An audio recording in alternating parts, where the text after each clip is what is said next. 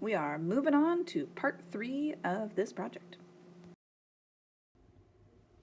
For today, you're going to be finishing up your rough draft. So you can see that mine, I've started to add some colors to. The reason I did that was so that I could tell which pieces would be glued right onto the base and which pieces would be glued on top of other shapes. And the way I have that all mapped out is that the white of the paper is the base, and the gray is my first layer of shapes to be glued on, and the black are the pieces that are going to go on top of other shapes. If you want to color yours in, then you certainly can. I feel like it helps a lot with being able to just visualize the pieces, because our next step after today, once you've already turned this in, is to gather the supplies that you need. My in-person people are going to be getting a piece of chipboard. This is chipboard. It is just slightly thicker than the cardboard that you would get from a box of like cereal or whatever you have. But this is the base that they're gonna start with.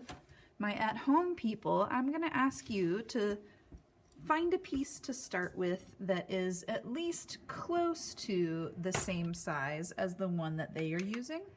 This one is about 6 inches by 10 inches or so.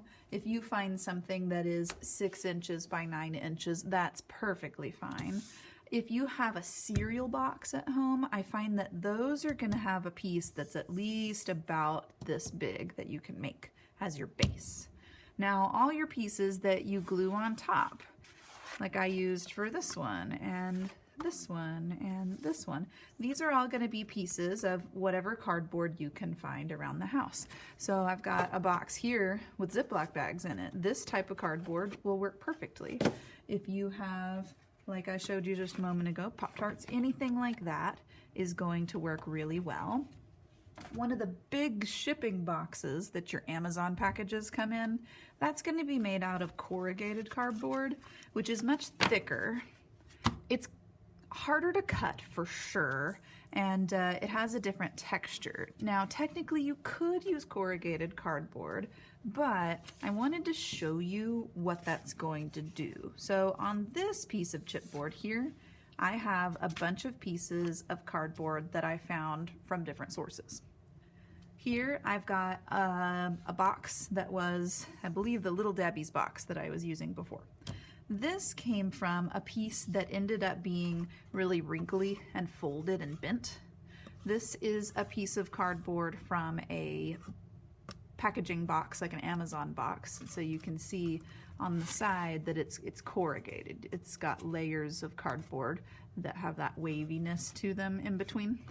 And then this last one is another thin piece from some sort of food packaging box, a thin box that is torn instead of cut. So I wanted to show you the different textures that you're gonna get depending on what types of materials you can find around your house. I have been using crayons a lot to do my rubbings. If you have those at home, then that's going to be perfect. If you have no crayons but you have a pencil will also work. It just takes a little bit longer. I used charcoal for one of them, and the charcoal works amazingly if you have it. It's just kind of messy. If you have pastels or anything like that, also those are going to work really well. So here I've got my paper and I'm going to show you some things. So this box here, you can see that it has a lot of stuff going on already on it. I intentionally found the part of the box that has the fold, that has the glue on it from when they made it in the factory, and other edges and things. And let's look at that one first. So when I make my rubbing of this type of cardboard, you're going to see every little detail, whether or not you want to.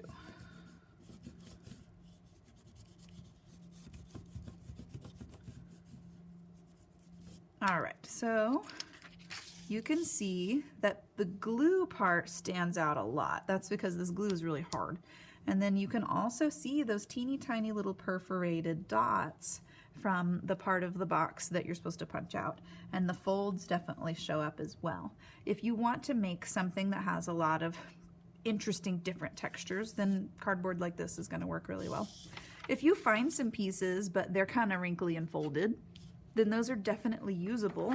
Let's see what it looks like when you make a rubbing of it.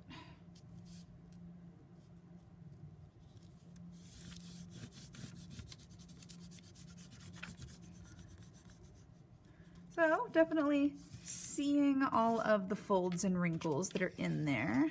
You can also see some areas that look like dark dots. That is my glue showing up from underneath it.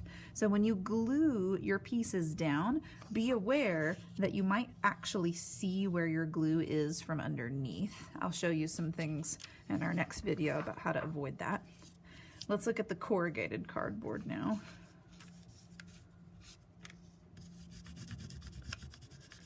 The corrugated cardboard, you see that wavy texture of the layered pieces that are on the inside of the cardboard a lot. So that's from the corrugated cardboard here. And then the last one had the torn edges instead of cut edges.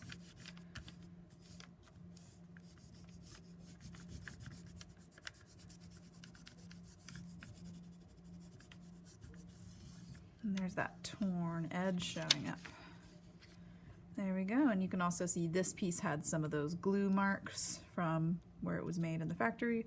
So we've got a lot of different textures happening from different types of materials that you might have around your house that you might be using. So think about what kind of textures might happen, experiment with it and test it out with some paper if you need to, and be gathering boxes.